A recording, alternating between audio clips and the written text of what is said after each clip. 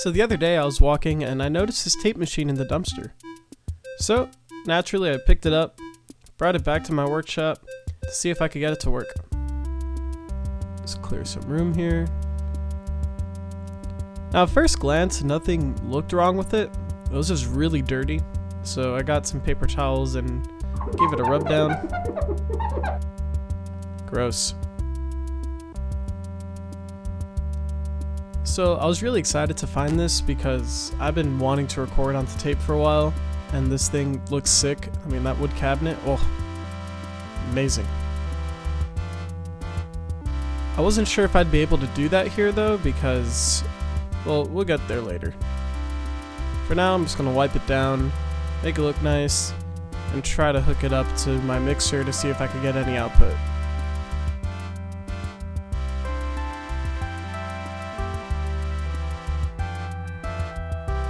Now to hook it up, I needed an RCA cable, and I'm pretty sure I had one under my bed in my big bag of cables that everyone keeps under their bed because that's where you put all the big bags of cables in.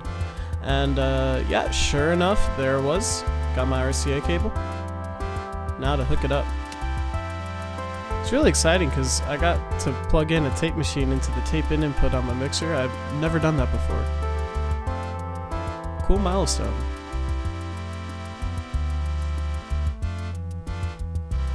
Now let's plug this into here, and I'll plug that into there, and then now I gotta thread this tape. Excuse me for absolutely manhandling it. And it should, I wasn't plugged in. My bad. And there we go, it's working. Alright, I'm gonna see if I could get any signal coming into the DAW.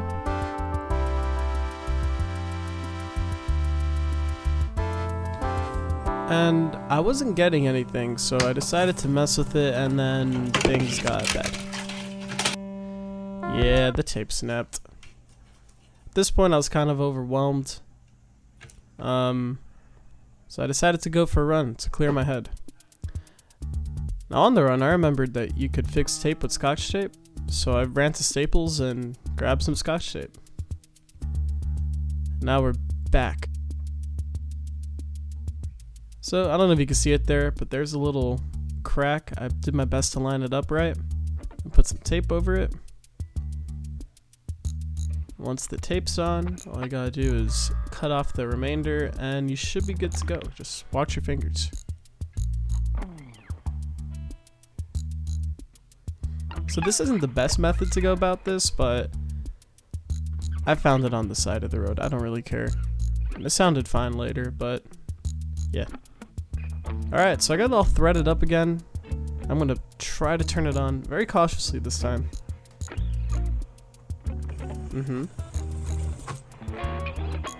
Alright. So that seems to be working, but can you spot the mistake? Yep. I could. So when you put reel on a reel-to-reel machine, you have to put a little stopper so that way they don't fly off. Yeah, a spindle cap. Anyway, here's some footage of me fixing the tape. While that's going, let's talk about this machine for a second.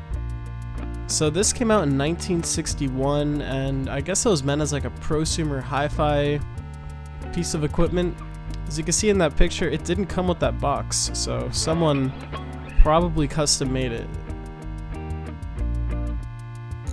So like I said before, I really wanted this to work so I could use it to record stuff. Trying to go on that Mac DeMarco tape grind, you know.